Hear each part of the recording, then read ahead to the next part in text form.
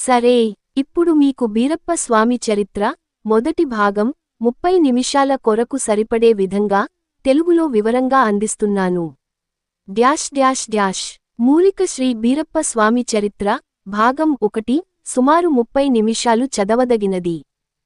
ప్రారంభం. పాలమూరు జిల్లాలోని కొన్ని గ్రామాల్లో భక్తి భరితమైన భక్తుల జీవితాల్లో ప్రత్యక్ష దేవుడిలా ఉండే శ్రీ బీరప్ప స్వామికు ప్రత్యేకమైన స్థానం ఉంది. బీరప్ప స్వామిని శివుని అవతారంగా భావిస్తారు. ఆయన గురించి అనేక కథలు, మహిమలు, ప్రజల నమ్మకాలు తరతరాలుగా వస్తున్నాయి. స్క్రోల్ జనన కథ.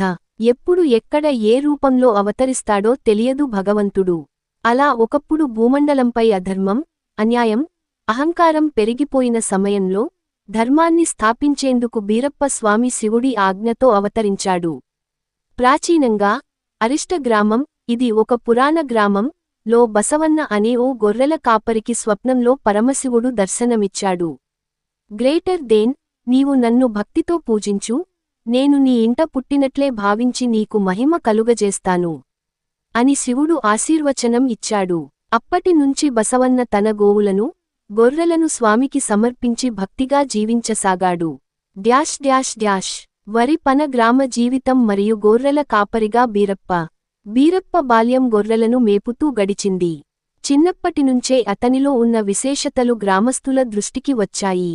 అద్భుతాలు చోటుచేసుకోవడం ప్రారంభమైంది. ఉదాహరణకి, గొర్రెలు దారి తప్పినా స్వయంగా తిరిగి రావడం, అడవిలో ఎటువంటి పులులు, డొంకలు గొర్రెలను తాకకుండా ఉండటం, భయపడే పక్షులు కూడా బీరప్ప చుట్టూ తిరగడం, ఇవి చూసిన గ్రామస్తులు ఆశ్చర్యపోయారు. అతను దేవుని కృపకు పాత్రుడిగా భావించసాగారు. నిప్పు. ఒకసారి జరిగిన అద్భుతం. ఒకరోజు గ్రామంలో పొలాలు బాగా ఎండిపోయి పంటలు పూడిపోయాయి. రైతులు వర్షం కోసం తాపత్రయపడుతున్నారు. అప్పుడే బీరప్ప తన లఘు పూజ చేసి పరమశివునికి మొక్కాడు. వెంటనే ఒక్క మేఘం గ్రామం మీదకి వచ్చి వర్షం కురిపించింది. ఈ ఘటన తరువాత బీరప్పను దేవత రూపంగా భావించి భక్తులు మొక్కులు చెల్లించసాగారు. హిందూ దేవాలయం. బీరప్ప గుడి స్థాపన. అరుణాచలం అనే ఓ పెద్ద మనిషి బీరప్పను చూసి ఆశ్చర్యపోయి గ్రామంలో చిన్న గుడి నిర్మించాడు.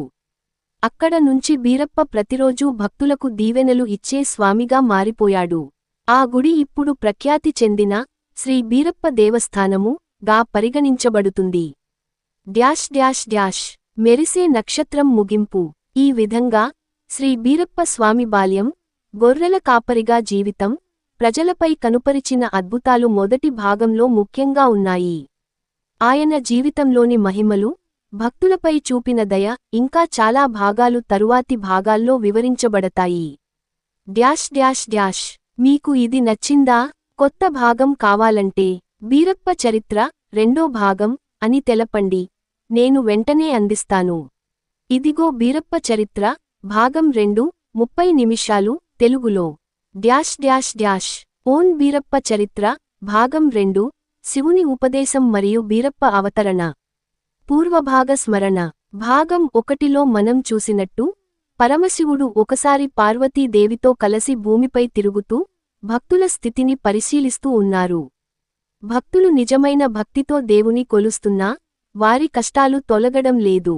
ఇందుకు కారణం వాటిని తొలగించడానికి భూమిపై శివుని ఒక అవతారం అవసరమని పార్వతీదేవి అభిప్రాయపడింది. అందుకే పరమశివుడు ఒక అవతారంగా భూమిపై అవతరించాలనే నిర్ణయం తీసుకున్నారు. అవతారానికి సిద్ధత. శివుడు తన తపస్సు ద్వారా ఒక శక్తివంతమైన అవతారంగా భూమికి రావాలని నిర్ణయించుకున్నాడు. ఈ అవతారమే బీరప్ప. ఈ అవతారం ద్వారా శివుడు ప్రజల సమస్యలు తీర్చాలని సంకల్పించాడు. బీరప్ప అవతారం కోసం శివుడు పుణ్యక్షేత్రమైన శ్రీశైలముకి వెళ్లి అక్కడి మల్లికార్జున లింగానికి తపస్సు ప్రారంభించాడు. 7 ఏళ్ల పాటు కఠినమైన తపస్సు చేసి అనంతరం ఆ తపస్సు ఫలంగా భూమికి అవతరించాడు.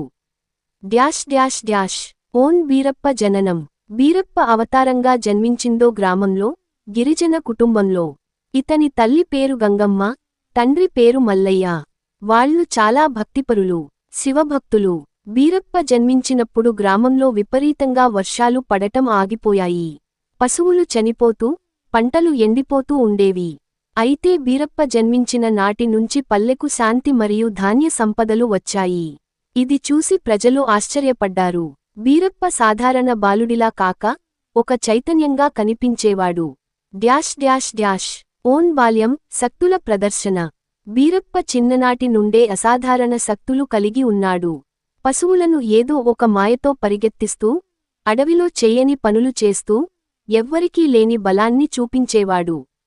ఒకసారి పల్లెకు వచ్చిన పెద్ద తుఫాన్ సమయంలో ప్రజల ఇంటెల్లా కొట్టుకుపోతుండగా బీరప్ప తన చేతిని ఆకాశం వైపునెత్తి తుఫాన్ ఆపేశాడు.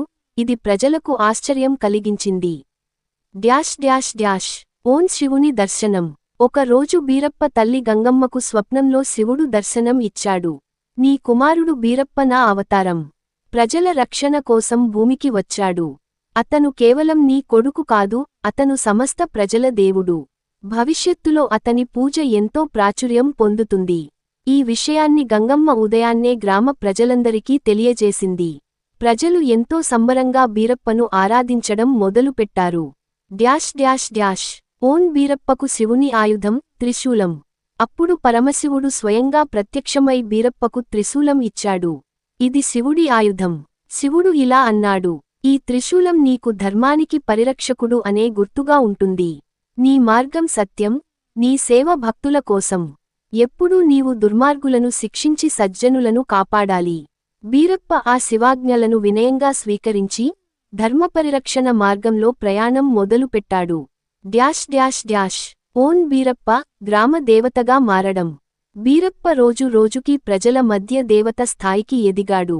రైతులకు వర్షాన్ని ప్రసాదించడం, రోగులకు ఆరోగ్యం కలిగించడం, అవాంఛిత శక్తులను పారద్రోలడం వంటి క్రియల ద్వారా ప్రజల విశ్వాసాన్ని సంపాదించాడు. ప్రతి సంవత్సరం గ్రామ ప్రజలు బీరప్ప జాతర నిర్వహించేవారు. ఆ జాతరలో బీరప్పకి ప్రత్యేక పూజలు, పాటలు, నృత్యాలు నిర్వహించేవారు. బీరప్ప మేల్కొనడం, ఊరేగింపు జరగడం, మాయాజాలం చూపడం వంటి అనేక మతపరమైన ఉత్సవాలు చక్కగా జరుగుతూ ఉండేవి. ముగిసింది బాణం ముగింపు భాగం 2లో. ఈ భాగంలో మనం బీరప్ప అవతార రహస్యాన్ని, బాల్య జీవితం, శక్తుల ప్రదర్శన, శివుని త్రిశూలం దీవెన వంటి విషయాలు చూశాము. కుడి చూపుడు వేలు భాగం 3లో చూడబోయే అంశాలు. బీరప్ప శత్రువులతో ఎదురయ్యే సంఘర్షణలు, ప్రజల కోసం చేసిన త్యాగాలు, బీరప్ప పుణ్యక్షేత్ర స్థాపన, జాతర ప్రాధాన్యత.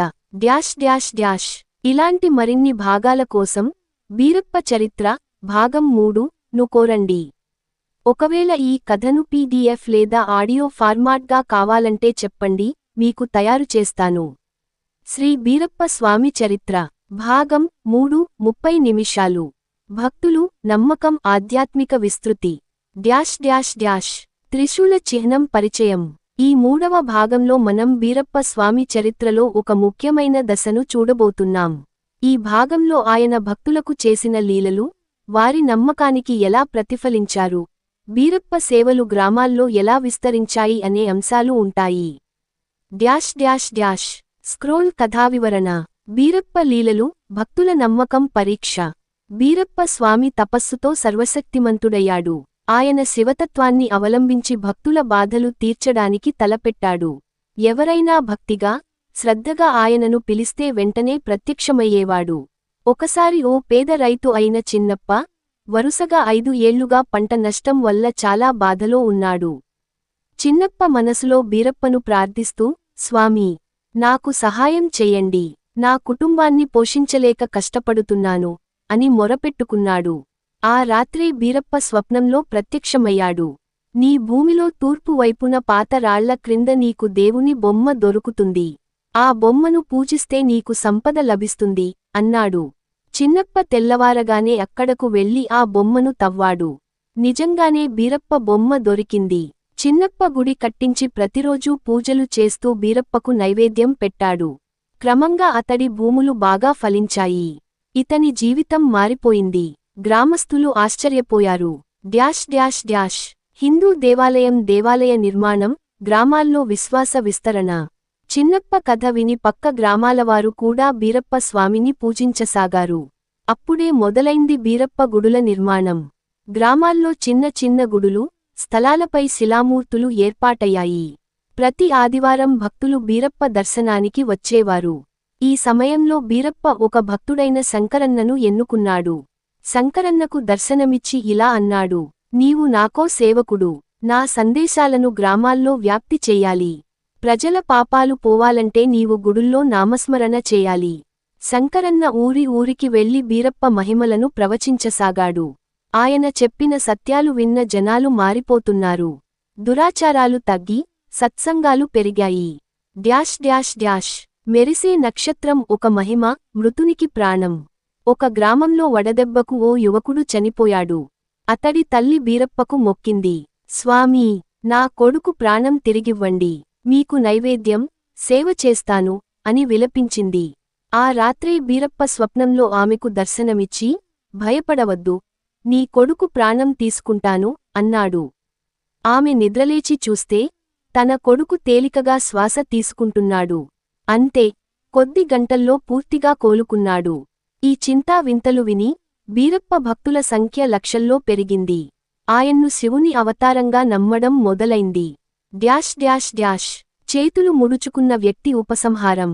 ఈ 3వ భాగంలో మనం చూశాం బీరప్ప భక్తుల నమ్మకాన్ని ఎలా నిలబెట్టాడు. ఆయన మహిమల ద్వారా గ్రామాలు ఎలా మారాయి. సేవా ధర్మం ద్వారా పుణ్యఫలం ఎలా లభించింది. తదుపరి భాగంలో బీరప్ప యాత్రలు, ఉత్సవాలు, బ్రహ్మోత్సవ మహిమలపై వివరంగా తెలుసుకుందాం. ఇంకా భాగం 4 కావాలంటే తెలపండి. ఓం శ్రీ బీరప్ప స్వామికి నమః. చేతులు ముడుచుకున్న వ్యక్తి. శ్రీ బీరప్ప చరిత్ర భాగం 4 1 గంట కథనం. దయచేసి ఈ భాగాన్ని మునుపటి భాగాల కథ ప్రకారం కొనసాగించబడింది. ఓం శ్రీ బీరప్ప స్వామి చరిత్ర భాగం 4. పూర్వ భాగాల్లో మనం శ్రీ బీరప్ప స్వామి అవతార విషయాలు, ఆయన తపస్సు, భక్తులపై కృప మరియు కొంతమంది శత్రువులను ఓడించిన ఘట్టాలు చూశాం.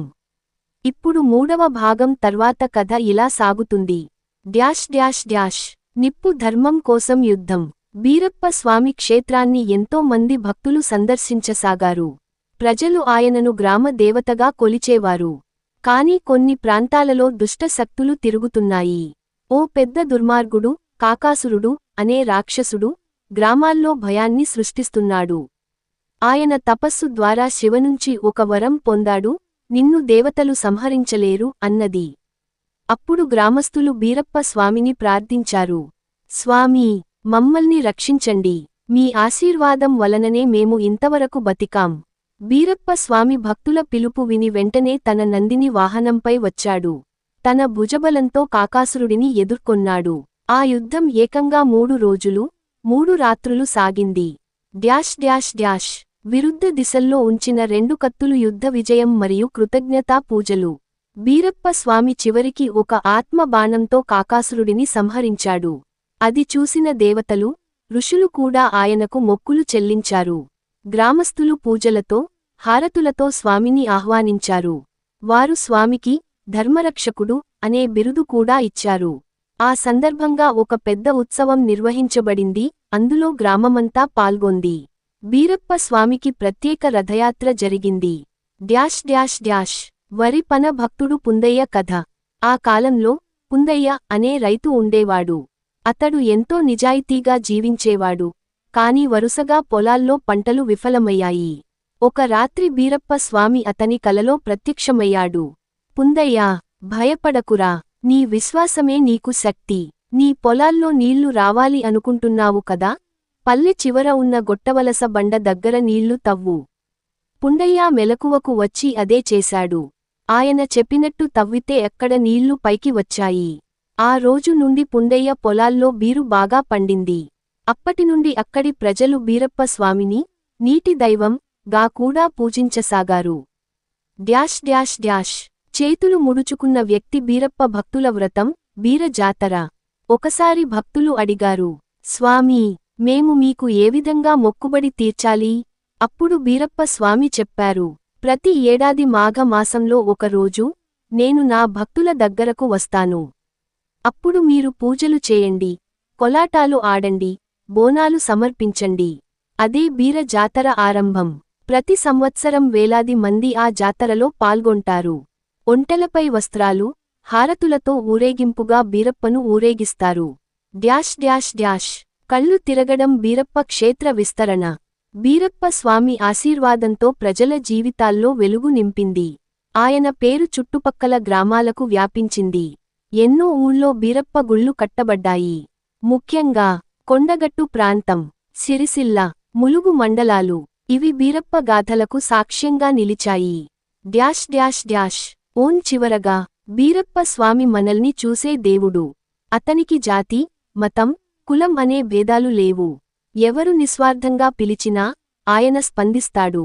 డ్యాష్ డ్యాష్ డ్యాష్ జపమాల పూసలు బీరప్ప మంత్రం. ఓం శ్రీ బీరేశ్వరాయ నమః.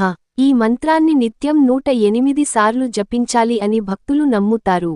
డ్యాష్ డ్యాష్ డ్యాష్ ఇలాంటి కథలు మీరు ఇష్టపడితే కుడి చూపుడు వేలు తదుపరి భాగంలో బీరప్ప స్వామి మహిమాన్విత ఆలయ ప్రాశస్త్యం, ఆయన విగ్రహ నిర్మాణ రహస్యం మరియు అభిషేకాల విశిష్టత గురించి వివరంగా చెప్పగలను.